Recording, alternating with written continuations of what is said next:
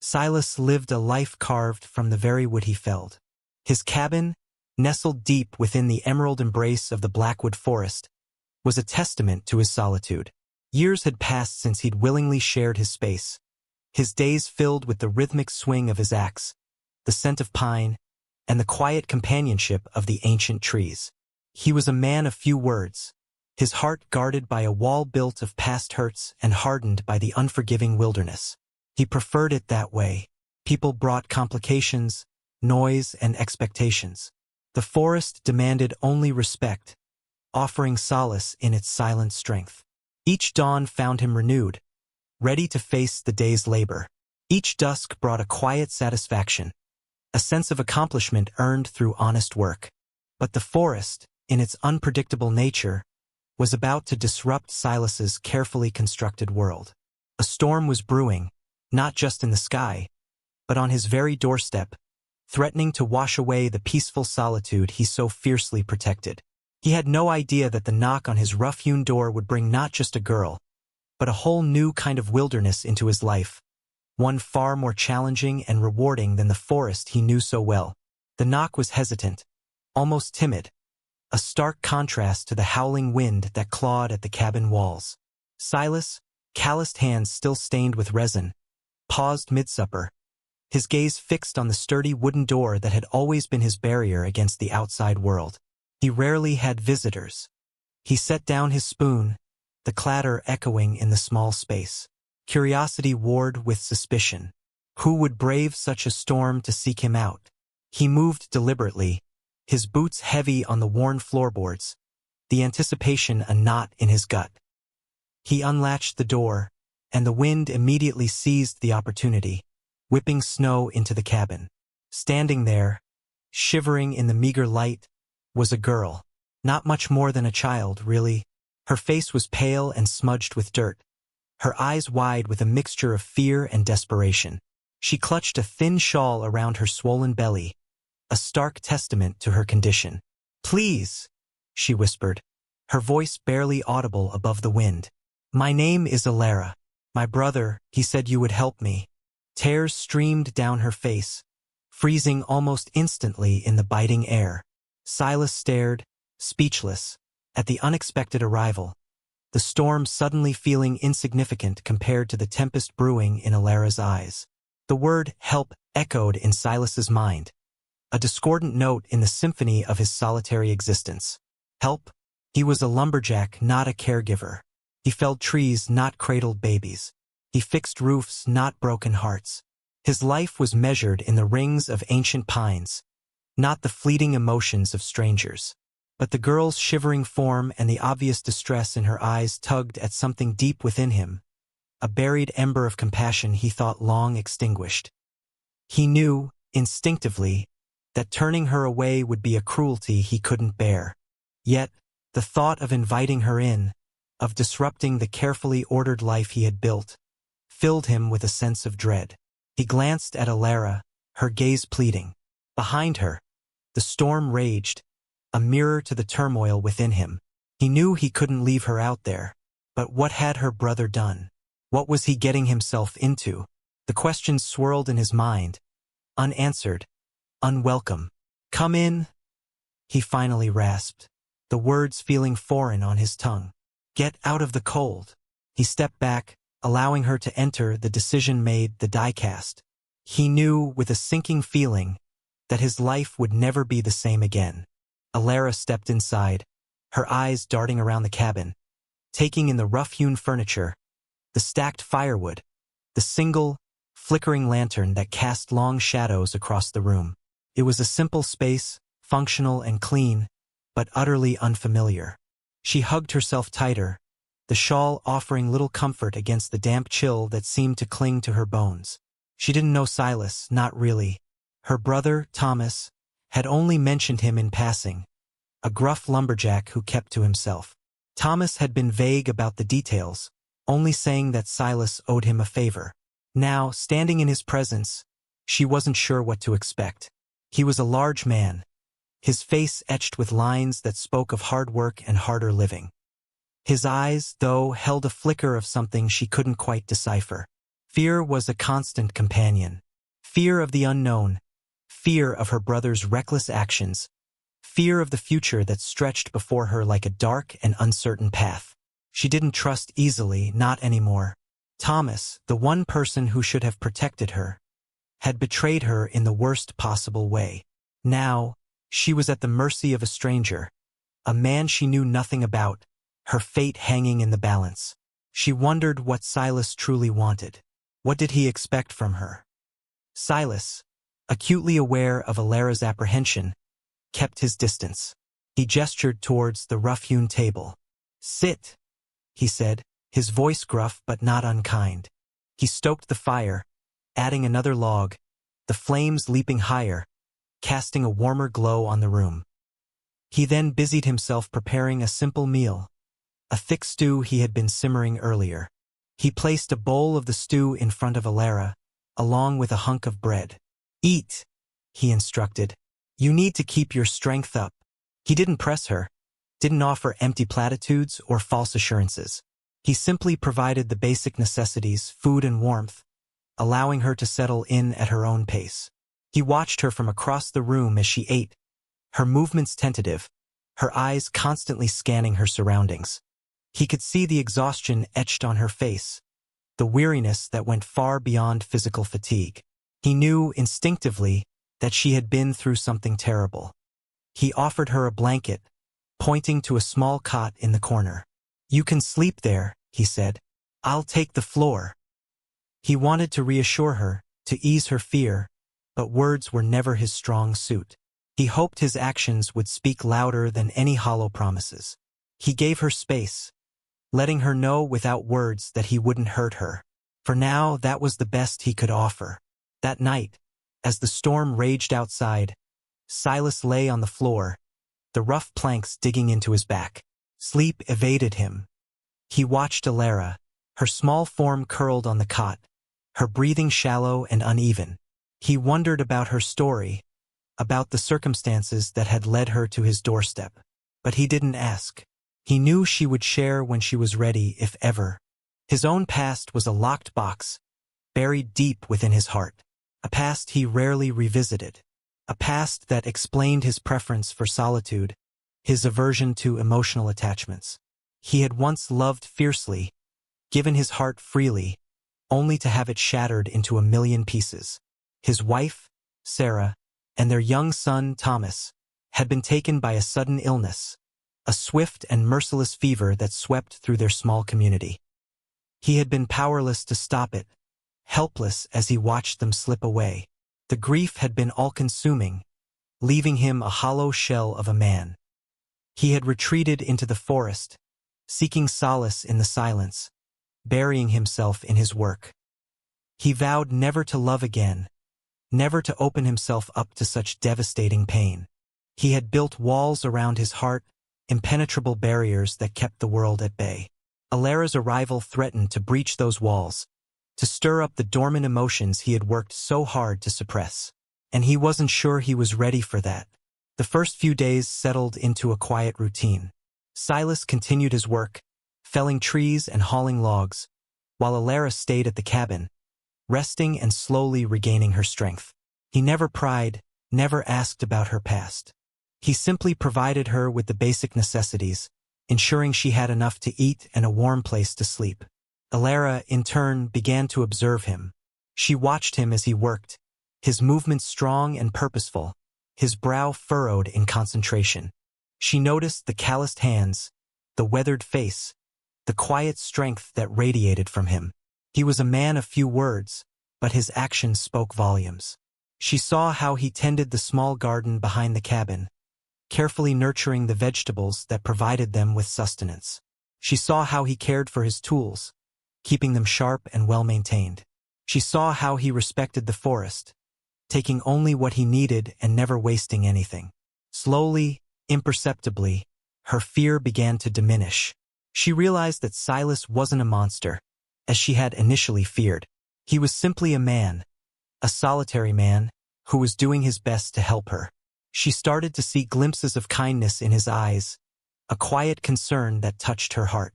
She still didn't trust him completely, but she was beginning to believe that maybe, just maybe, she was safe. One afternoon, Silas returned from the forest earlier than usual, a worried look on his face. He had noticed a small patch of wildflowers, usually vibrant and blooming, now withered and drooping. He suspected a blight. Without a word, he began mixing a concoction of herbs and water, a remedy he had learned from his grandmother. Alara watched him, intrigued. She had never seen him tend to anything with such delicate care. He carefully poured the mixture onto the affected plants, his touch gentle and reassuring. He then looked up at Alara, a rare smile gracing his lips. "They'll be all right," he said. "Just need a little help." That simple act, that quiet display of tenderness, resonated deeply within Alara. It was then that she truly began to trust him. It wasn't just the food and shelter he provided, but the genuine concern he showed for all living things. She realized that Silas wasn't just a gruff lumberjack. He was a kind and compassionate man, hiding behind a wall of solitude. She started offering to help with small chores around the cabin, fetching water, mending clothes, preparing meals. They worked in silence, their movements unspoken, a quiet understanding growing between them. Slowly, tentatively, a bond was forming, a fragile connection that promised something more than just survival. The evenings were the quietest. After the day's work was done, and the cabin was bathed in the soft glow of the lantern, they would sit together, Silas whittling wood, Alara mending clothes. Sometimes, Silas would tell stories of the forest, of the animals that roamed within its depths, of the ancient trees that stood as silent sentinels. His voice, usually gruff, softened when he spoke of the wilderness, revealing a deep respect and love for the natural world. Alara, in turn, would share stories of her childhood, of her mother's laughter, of the games she played with her brother before his gambling addiction consumed him. These were tentative offerings, fragments of her past, shared with a vulnerability that both scared and exhilarated her. One evening, as a gentle rain pattered against the roof, Alara asked Silas about his past. He hesitated, his face clouding over with a shadow of grief. He didn't offer much, just a few brief sentences about his wife and son, their sudden illness, the pain that had driven him into the forest. But those few words were enough. Alara saw the depth of his sorrow, the wounds that still lingered beneath the surface. She reached out and gently touched his hand, a silent gesture of comfort and understanding. Silas looked at her, his eyes filled with a mixture of surprise and gratitude. In that moment, the wall between them crumbled a little further, replaced by a fragile bridge of empathy. They were two broken souls, finding solace in each other's presence. The blizzard arrived with a vengeance, a howling tempest that shook the cabin to its very foundations. The wind howled like a banshee, and the snow fell in thick, blinding sheets, obliterating everything beyond the cabin walls. It was in the midst of this fury that Alara's labor began. She cried out in pain, her face contorted, her body racked with contractions. Silas, his face pale with worry, rushed to her side. He had delivered calves and foals in his time, but never a human baby. He felt utterly unprepared, overwhelmed by the enormity of the situation. He remembered snippets of conversations with his grandmother, a midwife in her day, recalling her instructions on childbirth. He boiled water, gathered clean cloths, and tried to reassure Alara, his voice trembling slightly. "I'm here," he said, his hand gripping hers tightly. "We'll get through this." Hours passed, each contraction more intense than the last. Silas worked tirelessly, wiping Alara's brow, offering her sips of water, encouraging her to push. The storm raged outside, a constant reminder of their isolation. He knew that no help would reach them in time. He was on his own. He took a deep breath, summoning his courage and relying on instinct and the faint echoes of his grandmother's wisdom. He had to do this. He had to bring this baby safely into the world, for Alara and for the new life that depended on him. Finally, after hours of agonizing labor, a cry pierced the air, a small, fragile sound that defied the raging storm.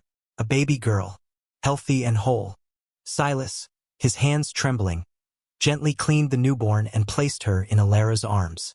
Alara looked down at her daughter, her face radiant with love and exhaustion. Tears streamed down her cheeks, but this time they were tears of joy. She had never felt such overwhelming love, such a profound sense of connection.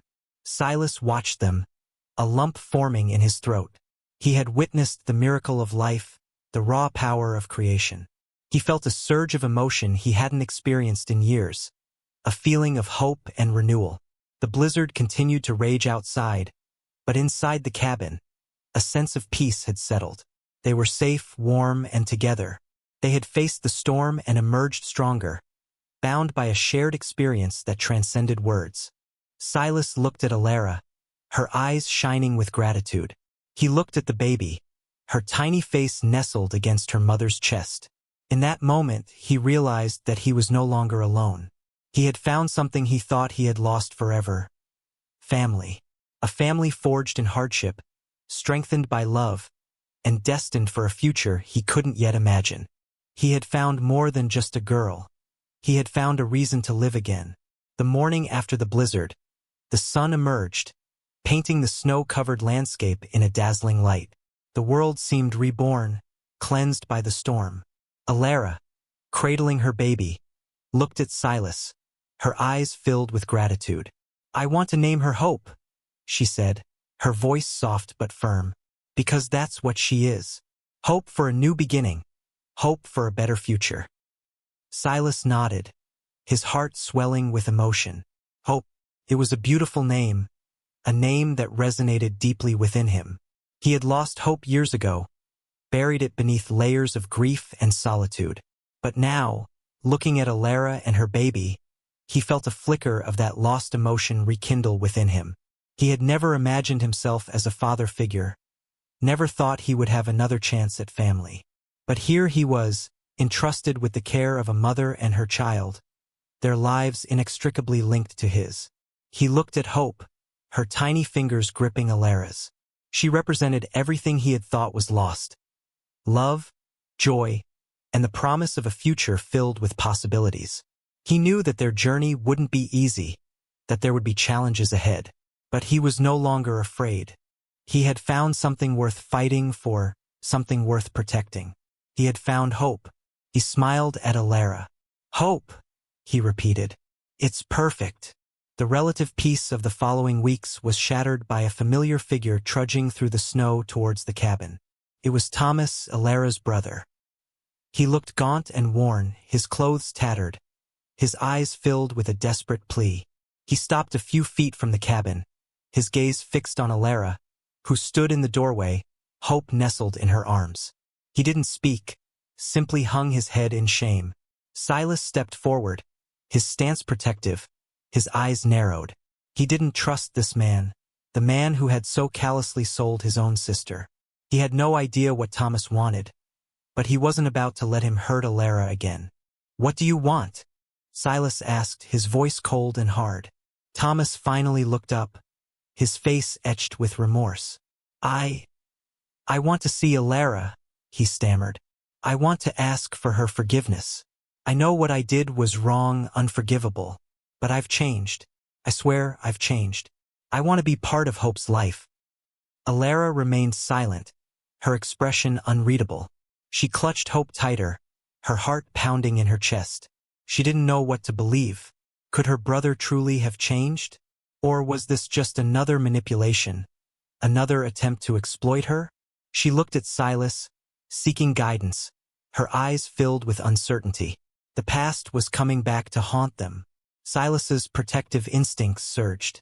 He had seen too much pain and suffering in his life to blindly trust anyone, especially someone who had so deeply wronged Alara. He didn't care about Thomas's supposed remorse. All he cared about was Alara and Hope's safety.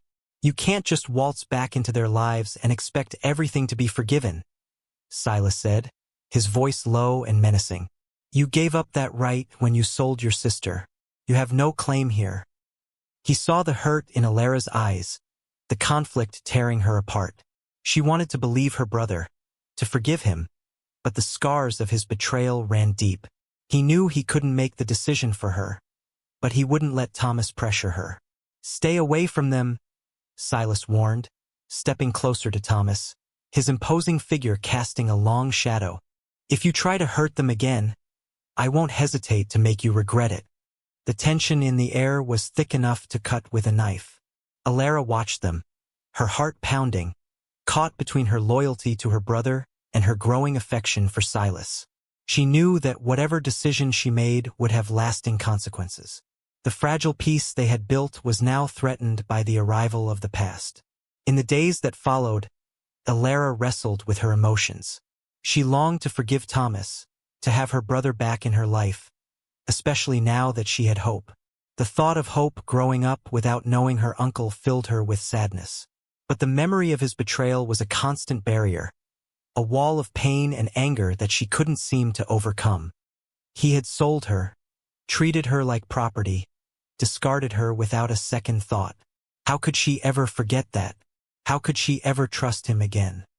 She confided in Silas, sharing her conflicting feelings, her voice filled with anguish. He listened patiently, offering no easy answers, but simply providing a safe space for her to express her pain.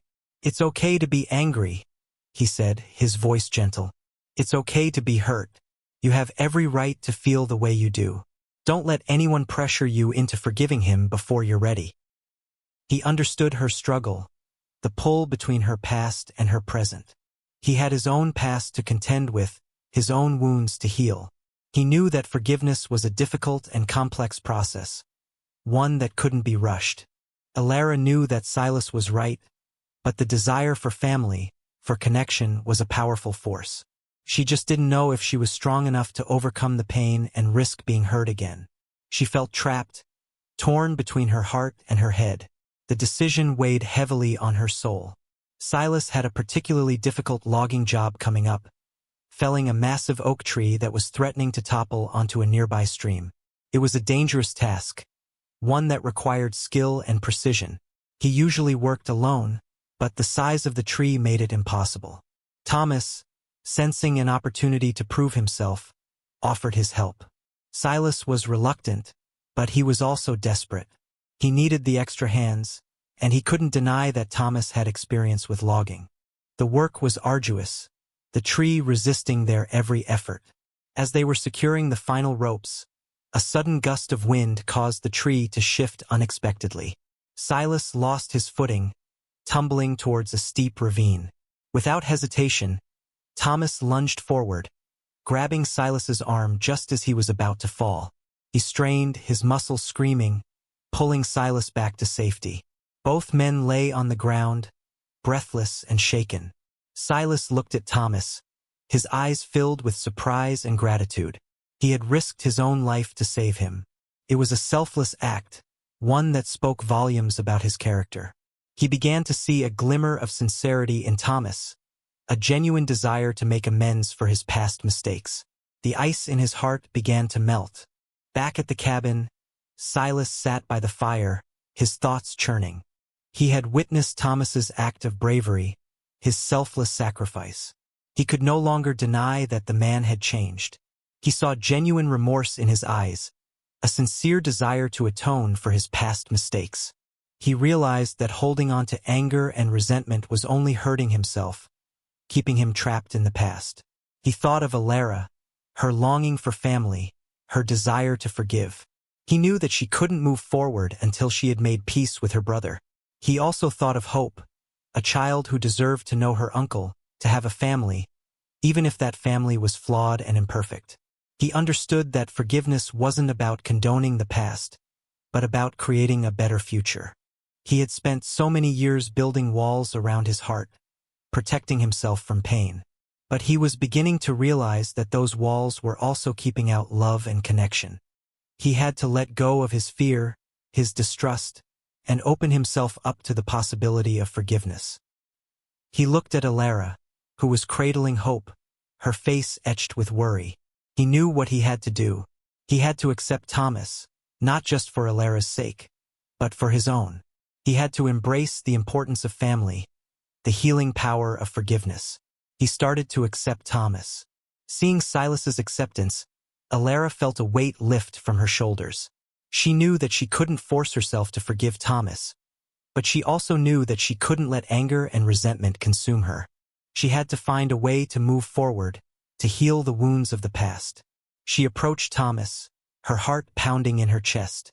She looked into his eyes, searching for any sign of deception, any hint of the man who had betrayed her. But all she saw was remorse, a genuine desire to make amends. I forgive you, Thomas," she said, her voice trembling slightly. "But it's going to take time. We have a lot of rebuilding to do." Thomas's face lit up with relief. He rushed forward and embraced Alara tightly, tears streaming down his face. "Thank you," he whispered. "Thank you. I won't let you down again. Promise." And so, they began the slow and arduous process of rebuilding their relationship. Thomas stayed at the cabin, helping with chores, caring for Hope, and proving himself to Alara day after day. He learned to be a responsible and loving uncle, a supportive and trustworthy brother. The past wouldn't be forgotten, but it wouldn't define their future. They were a family, imperfect and flawed, but bound by love, forgiveness, and the shared hope for a better tomorrow. They could start to heal. As the seasons changed, so did Silas.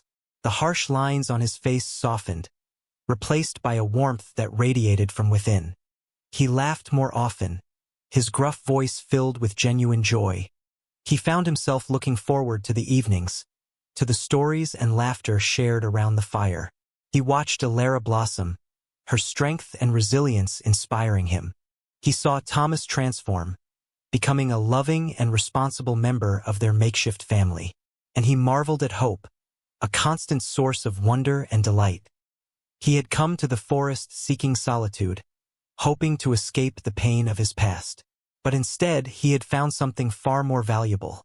A family forged in hardship, strengthened by love, and bound by forgiveness. He had never thought it possible to love again, to open his heart to such vulnerability. But Alara and Hope had chipped away at the walls he had built, showing him that love was worth the risk, that family was worth fighting for. He realized that his past trauma didn't have to define him. He could choose to embrace the present, to build a future filled with love and happiness. He looked at Alara, Thomas, and Hope. He had found a family he never thought possible. The impossible had become reality. He was truly happy. He found his family. It was a sunny afternoon. Silas sat on the porch of the cabin, whittling a small wooden toy for Hope. Alara was beside him, mending a quilt, her fingers moving with practiced ease. Thomas was teaching Hope how to stack firewood, his laughter echoing through the trees. Hope, now a toddler, giggled with delight, her chubby hands struggling to lift the small logs. She looked up at Thomas, her eyes shining with adoration. He ruffled her hair, his face filled with love. Silas watched them, his heart overflowing with contentment. He had never imagined that his life could be so full, so rich. He had come to the forest seeking solitude, but he had found something far more precious. A family. He saw Alara's gaze meet his, her eyes filled with gratitude and affection. He smiled, a genuine smile that reached his very soul. He knew that they had faced many challenges, overcome many obstacles, but they had emerged stronger, their bond unbreakable. He looked at Thomas, who was now swinging Hope gently in the air. He had been a source of pain and betrayal, but he had also proven himself to be a loving and dedicated member of their family. They were a family, bound by love, forgiveness, and a shared hope for the future. As he watches this scene, he is filled with warmth. This is his life now. It is amazing. He knew that he had found what he was always looking for. It was more than family. It was everything. Life, Silas reflected, had a funny way of surprising you. Just when you thought you had it all figured out, something unexpected would come along and turn everything upside down. And sometimes those unexpected events could lead to the most beautiful transformations. He had been a solitary man, content in his solitude, convinced that he had nothing left to offer. But then Alara had arrived, a storm-tossed soul seeking refuge. And in offering her shelter, he had found a purpose he never knew he was missing. Her arrival, and the subsequent arrival of Hope, had shown him the power of kindness, the importance of connection, and the healing force of love. He had learned that even the deepest wounds could be healed, that even the most broken hearts could be mended. He had also learned that family wasn't always about blood. It was about love, loyalty, and forgiveness. It was about being there for each other, through thick and thin, supporting each other through the challenges of life. And as he looked at his new family, his heart overflowing with gratitude, he realized that he had found something truly special, something far more valuable than anything he had ever imagined. He had found more than just a family. He had found a reason to live, a reason to love, and a reason to hope. Unexpected circumstances and acts of kindness created this. It healed his past wounds. He was grateful,